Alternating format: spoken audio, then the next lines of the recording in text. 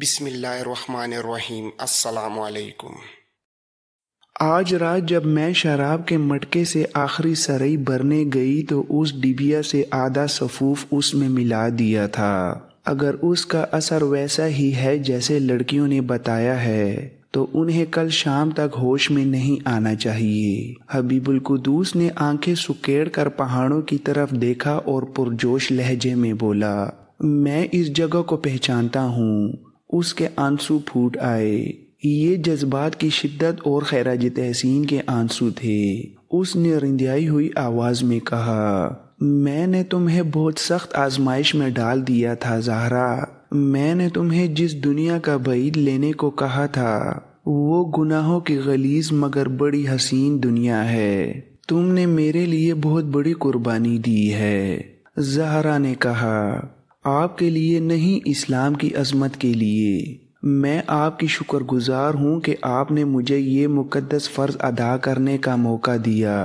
آپ شاید مجھ پر اعتبار نہ کریں، گناہوں کی پرکشش دنیا میں جا کر بھی اپنا دامن گناہ سے پاک رکھا ہے۔ یہ بھی اچھا ہوا کہ مجھے یہاں لایا گیا تو انہوں نے مجھے آپ کے ساتھ تنہا رہنے دیا، ورنہ آپ مجھے بتا نہ سکتے کہ یہ لوگ آپ کو بغاوت کرانے کے لیے اغوا کر کے لائے ہیں، اور مجھے ان لڑکیوں میں بے حیا اور شوخ لڑکی بن کر یہ ظاہر کرنا ہے کہ مجھے آپ سے نفرت ہے اور میں اس سے بھاگنا چاہتی ہوں۔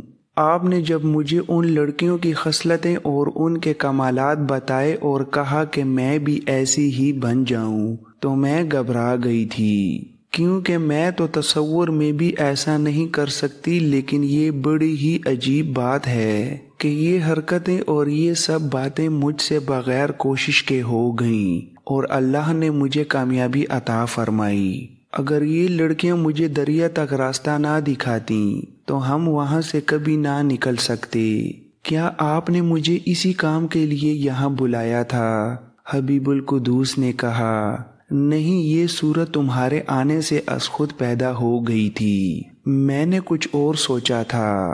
تمہیں استعمال اپنی رہائی کے لیے ہی کرنا تھا، تمہیں فرضی پیغام رساں بنانا تھا، لیکن ان لڑکیوں نے تم میں کسی اور ہی دلچسپی کا اظہار کیا تو میرے دماغ میں یہ ترکیب آ گئی جس پر تم نے نہایت خوبی سے عمل کیا، اور اب ہم آزاد ہیں۔ میں نے ان لوگوں پر اعتماد کر لیا تھا۔ میرا خیال تھا کہ یہ لوگ غیر معمولی طور پر چالاک ہوتے ہیں، لیکن ہم لوگ اپنے ہوش میں ایمان قائم رکھیں تو یہ لوگ احمق ہیں۔ میرے ساتھ جس آدمی کو تم نے دیکھا تھا یہ اپنے آپ کو مصری مسلمان ظاہر کرتا تھا۔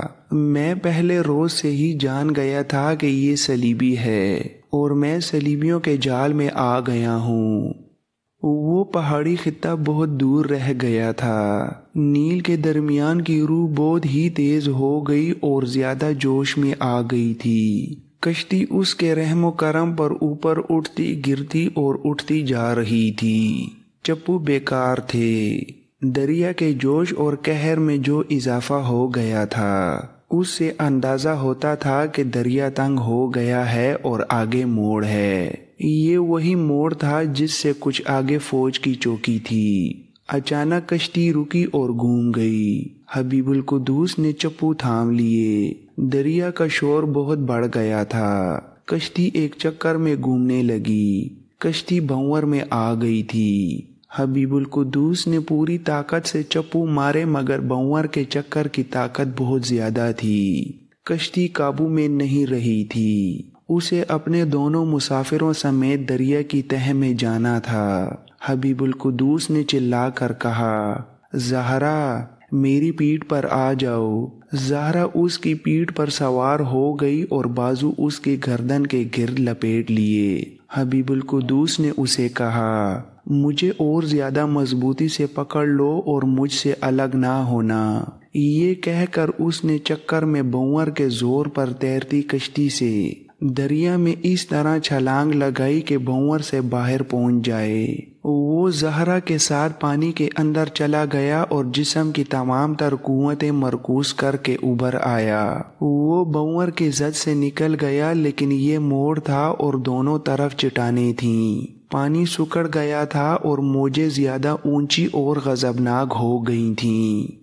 زہرا تیرنا نہیں جانتی تھی۔ اس نے اللہ سے مدد مانگنی شروع کر دی۔ حبیب القدوس اس کے بوجھ تلے سیلابی موجوں سے لڑ رہا تھا۔ وہ اسے چٹان کے ساتھ پٹکتی تھی اور وہ چٹان سے بچنے کے لیے ہاتھ پاؤں مارتا تھا۔ اس کی کوشش یہ تھی کہ اپنا اور زہرا کا منہ پانی سے باہر رکھے، لیکن موجیں اسے بار بار ڈبو کر اوپر سے گزر جاتی تھیں۔ پھر موجیں اس موڑ سے نکال لے گئیں اور دریا چوڑا ہو گیا۔ حبیب القدوس کے بازو اور ٹانگیں شل ہو چکی تھیں۔ اس نے طاقت کے آخری ذرے یکجا کیے اور اس تندور سے نکلنے کو زور لگایا۔ اس نے محسوس کیا کہ زہرا کی گرفت ڈھیلی ہو گئی ہے۔ اس نے زہرا کو پکارا مگر وہ نہ بولی۔ اس کے بازو بالکل ڈھیلے ہو گئے تھے۔ حبیب القدوس سمجھ گیا کہ زہرا کے منہ اور ناک کے راستے پانی اندر چلا گیا ہے۔ اسے بچانا اور تیرنا بہت مشکل ہو گیا۔ اس نے ایک ہاتھ سے اسے سنبھالا اور زور لگایا تو تندور سے نکل گیا۔ کنارہ ابھی دور تھا، اب تیرنا آسان تھا۔ اس نے مدد کے لیے چلانا شروع کر دیا۔ اس کا جسم اکڑ چکا تھا اور زہرا گری جا رہی تھی کہ اچانک ایک کشتی اس کے قریب آئی۔ اسے آواز سنائی دی، کون ہو؟ اس نے آخری بار بازو مارے اور لپک کر کشتی کا کنارہ پکڑ لیا اور کہا، اسے میرے اوپر سے اٹھا لو۔ زہرا کو کشتی والوں نے اوپر گھسیٹ لیا۔ وہ بے ہوش ہو چکی تھی۔ کشتی میں اس کی فوج کے سپاہی تھے۔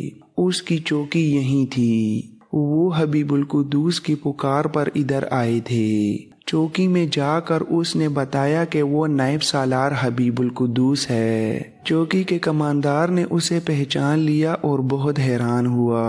زہرا بے ہوش پڑی تھی۔ حبیب القدوس نے اسے پیٹ کے بل لٹا کر پیٹھ اور پہلوؤں پر اپنا وزن ڈالا تو اس کے منہ اور ناک سے بہت پانی نکلا۔ وہ ابھی ہوش میں نہیں آئی تھی۔ حبیب القدوس نے کماندار سے کہا کہ 2 بڑی کشتیوں میں 10-10 سپاہی سوار کرو اور پہاڑی خطے تک چلو۔ اس نے بتایا کہ پہاڑیوں کے اندر جو کھنڈر ہیں اس میں 10-12 صلیبی تخریب کار بے ہوش پڑے ہیں۔ انہیں لانا ہے اور ہو سکتا ہے وہاں کچھ اور آدمی پہنچ چکے ہوں۔ مجھے خشکی کی طرف سے اندر جانے کے راستے کا علم نہیں۔ کماندار نے کہا، میں ایک راستہ جانتا ہوں، خشکی سے آسان رہے گا۔ 20 گھڑ سواروں کے آگے حبیب القدوس اور چوکی کا کماندار تھا۔ صبح کی روشنی ابھی دھندلی تھی جب وہ پہاڑیوں میں داخل ہو گئے۔ خاموشی کی خاطر انہوں نے گھوڑے باہر ہی رہنے دیے اور پیدل آگے گئے۔ حبیب القدوس کی جسمانی حالت کو دریا نے چوس لیا تھا، پھر بھی چلا جا رہا تھا۔ وہ اپنی بیوی کو بے ہوشی کی حالت میں چوکی میں چھوڑ آیا تھا۔ اس کے لیے زیادہ ضروری تخریب کاروں کی گرفتاری تھی۔ وہ پہاڑیوں اور چٹانوں کے درمیان بھول بھلائیوں جیسے راستوں سے گزرتے گئے۔ کچھ دیر بعد انہیں کھنڈر نظر آنے لگا۔ سب سے پہلے حبیب القدوس کو صلیبی نظر آیا۔ اس کے قدم ڈگمگا رہے تھے اور سر ڈول رہا تھا۔ اسے پکڑا گیا تو وہ کچھ بڑبڑایا۔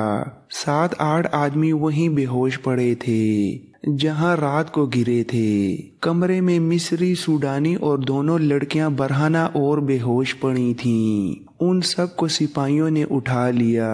ان کا سامان بھی اٹھا لیا گیا اور ان سب کو گھوڑوں پر ڈال کر چوکی میں لے گئے۔ اس وقت تک زہرا ہوش میں آ چکی تھی۔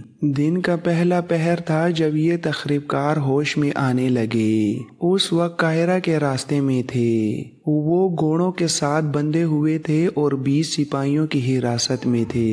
حبیب القدوس نے ان کے ساتھ کوئی بات نہ کی اور قافلہ چلتا رہا۔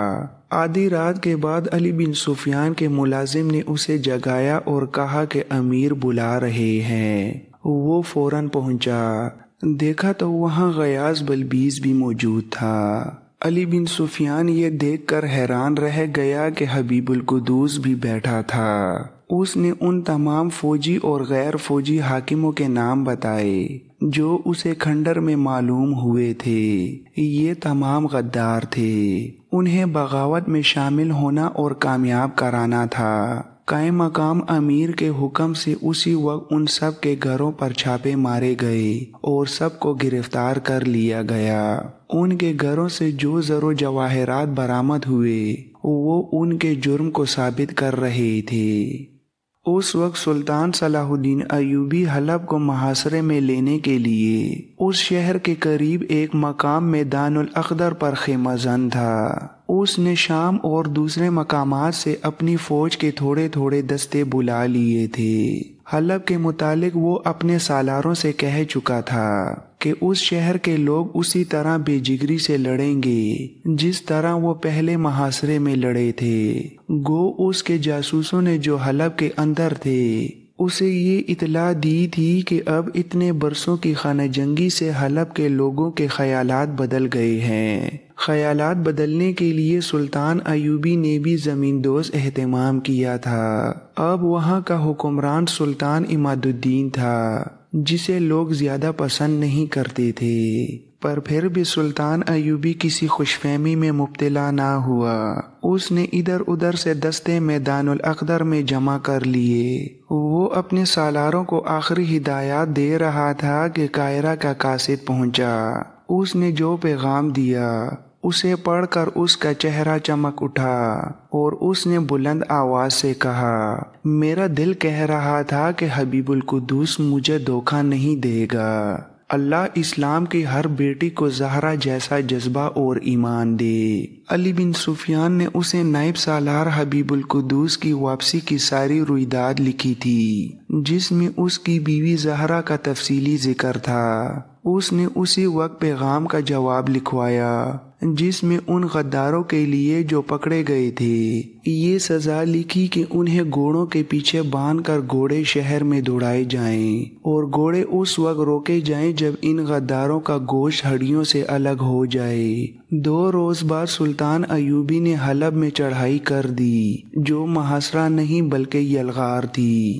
بڑی منجنیکوں سے شہر کے دروازوں پر پتھر اور آتش گیر سیال کی ہانڈیاں ماری گئیں۔ شہر کی دیواروں اور اندر ہانڈیاں پھینک کر آتشی تیروں کا می برسا دیا گیا۔ دیواریں توڑنے والے جیش دیواریں توڑنے لگے لیکن شہر والوں اور فوج کی طرف سے مزاحمت میں اتنی شدت نہیں تھی۔ قاضی بہاؤالدین شداد نے اپنی یادداشتوں میں لکھا ہے کہ حلب کے حکمران عماد الدین کے امراء وزراء اس کی خامیوں سے آگاہ تھے۔ اس نے صلیبیوں سے جنگی امداد کے علاوہ سونے کی صورت میں دولت بہت لی تھی۔ اس کے امراء اور وزراء کی نظر اس پر تھی۔ انہوں نے ایسے مطالبات پیش کیے کہ عماد الدین جو پہلے ہی سلطان ایوبی کی طوفانی یلغار سے خوفزدہ تھا ان مطالبات سے گھبرا گیا۔ اس نے حلب کے قلعہ دار گورنر حسام الدین کو سلطان ایوبی کے پاس اس درخواست کے ساتھ بھیجا کہ اسے موصل کا تھوڑا سا علاقہ دے دیا جائے۔ سلطان ایوبی نے اس کی یہ شرط مان لی۔ شہر کے معززین نے عز الدین جردوق النوری اور زین الدین کو اپنی نمائندگی کے لیے سلطان ایوبی کے پاس بھیجا۔ جردوق النوری مملوک تھا۔ وہ 11 جون سن 1183 بمطابق 17 صفر 579 ہجری کے روز سلطان ایوبی کے پاس گئے اور اپنی تمام فوج کو شہر کے باہر بلا کر سلطان ایوبی کے حوالے کر دیا۔ فوج کے ساتھ حلب کے معززین اور امراء وزراء بھی آئے تھے۔ سلطان ایوبی نے سب کو بیش قیمت لباس پیش کیے اور چھٹے روز جب سلطان ایوبی اس فتح سے مسرور تھا اسے اطلاع ملی کہ اس کا بھائی تاج الملوک جو اسی جنگ میں زخمی ہو گیا تھا چل بسا ہے۔ سلطان ایوبی کی مسرت گہرے غم میں بدل گئی۔ تاج الملوک کے جنازے میں عماد الدین بھی شامل ہوا۔ اس کے بعد عمادالدین حلب سے نکل گیا اور سلطان ایوبی نے حلب کی حکومت سنبھال لی۔ بہاؤالدین شداد کے بیان کے مطابق اس نے اپنی تمام فوج کو جو لمبے عرصے سے مسلسل لڑ رہی تھی رخصت پر گھروں کو بیچ دیا اور خود حلب کے انتظامی امور میں مصروف ہو گیا۔ اب اس کی منزل بیت المقدس تھی۔ صلاح الدین ایوبی کے چہرے پر اس روز رونق تھی اور آنکھوں میں وہ چمک جسے اس کی ہائی کمانڈ کے سالار اور اس کے قریب رہنے والے سول حکام بڑی اچھی طرح پہچانتے تھے۔ اس کے چہرے پر ایسی رونق اور آنکھوں میں ایسی چمک اس وقت آیا کرتی تھی جب وہ کوئی تاریخی فیصلہ کر چکتا تھا۔ وہ محرم سن 583 ہجری بمطابق مارچ سن 1187 کا مہینہ تھا جب سلطان ایوبی دمشق میں تھا۔ وہ ان تمام مسلمان امراء، حکمرانوں اور قلعہ داروں کو اپنا مطیع اور اتحادی بنا چکا تھا جو صلیبیوں کے دوست بن کر اس کے خلاف محض آرا ہو گئے تھے۔ ان میں سب سے زیادہ اہم حلب اور موصل کے والی عز الدین اور عمادالدین تھے۔ انہوں نے برسوں پر پھیلی ہوئی خانہ جنگی کے بعد سلطان ایوبی کے آگے ہتھیار ڈال دیے تھے۔ ان کی فوجیں سلطان ایوبی کی مشترکہ کمان کے تحت آ گئی تھیں۔ وہ دمشق اس وقت گیا تھا جب اس نے یہ عہد پورا کر لیا تھا کہ فلسطین کی طرف پیش قدمی سے پہلے منافق اور غداروں کو گھٹنوں بٹھاؤں گا تاکہ ان میں سے کوئی بھی اس کے اور قبلہ اول کے درمیان حائل نہ ہو سکے۔ ان غداروں کو بزور شمشیر راہ راست پر لا کر سلطان ایوبی نے اپنی زبان سے یہ نہیں کہا تھا کہ فاتح ہوں، وہ کہا کرتا تھا کہ اسلام کی تاریخ کا یہ باب بڑا ہی شرمناک ہوگا جس میں یہ واقعات بیان کیے جائیں گے کہ صلاح الدین ایوبی کا دور سیاہ دور تھا جب صلیبی بیت المقدس پر قابض تھے اور مسلمان آپس میں لڑ رہے تھے۔ البتہ وہ ضرور کہا کرتا تھا کہ غداروں کو اپنا اتحادی بنا کر ہم نے صلیبیوں کے عزائم تباہ کر دیے ہیں۔ اس روز دمشق میں اس نے اپنی ہائی کمانڈ کے سالاروں، مشیروں اور فوج سے تعلق رکھنے والے غیر فوجی حکام کو کانفرنس کے لیے بلایا تو سب نے سلطان کے چہرے پر مخصوص رونق اور آنکھوں میں وہ چمک دیکھی جو کبھی کبھی دیکھنے میں آیا کرتی تھی۔ سب سمجھ گئے کہ ان کے سلطان نے اپنی منزل کی طرف روانہ ہونے کا فیصلہ کر لیا ہے۔ اس میں کسی کو شک نہ تھا کہ اس کی منزل بیت المقدس ہے۔ اب انہیں اس کی زبان سے یہ سننا تھا کہ کس روز اور کس وقت کوچ ہوگا اور کوچ کس ترتیب سے ہوگا اور راستہ کون سا ہوگا۔ سلطان صلاح الدین ایوبی ٹھہری ہوئی آواز میں ان سے مخاطب ہوا، میرے دوستو، میرے رفیقو،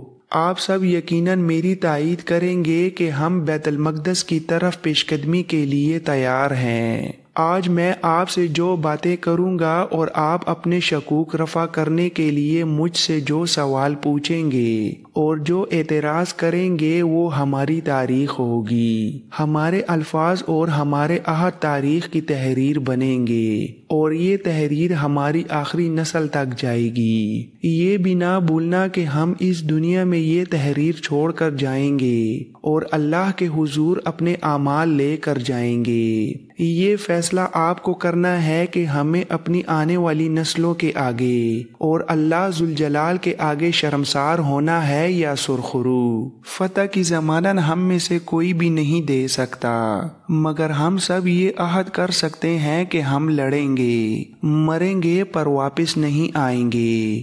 سلطان ایوبی نے سب کو دیکھا، اس کی نگاہیں سب پر گھومی، اس کے ہونٹوں پر مسکراہٹ آئی تو اس نے کہا، میں تمہیں خوش فہمیوں میں مبتلا نہیں کروں گا، لیکن آپ میں سے کسی کے دل میں یہ ڈر ہو کہ صلیبیوں کے پاس جتنی فوج ہے ہم اس سے آدھی فوج تیار کر سکتے ہیں اور ہم اتنی دور لڑنے جا رہے ہیں۔ میں آپ کو یاد دلانا چاہتا ہوں کہ ہم ہمیشہ تھوڑی سے کم نہیں بلکہ بہت کم تعداد سے کئی گنا زیادہ دشمن سے لڑے اور فتح پائی ہے۔ جنگ تعداد سے نہیں جذبے اور عقل سے لڑی جاتی ہے۔ ایمان مضبوط ہو تو بازو، تلواریں اور دل بھی مضبوط ہو جاتے ہیں۔ ہمارے پاس ایمان کی کمی نہیں، عقل کی بھی کمی نہیں۔ اپنے ایمان کو مضبوط رکھیں اور عقل کو استعمال کریں۔ ہم میں کوئی ایک بھی نہیں جو اپنی اور دشمن کی فوجی طاقت کا موازنہ کر رہا ہو۔ چھاپا ماروں کے سالار سارے مصری نے اٹھ کر کہا اور اپنے ساتھیوں پر نظریں دوڑائیں۔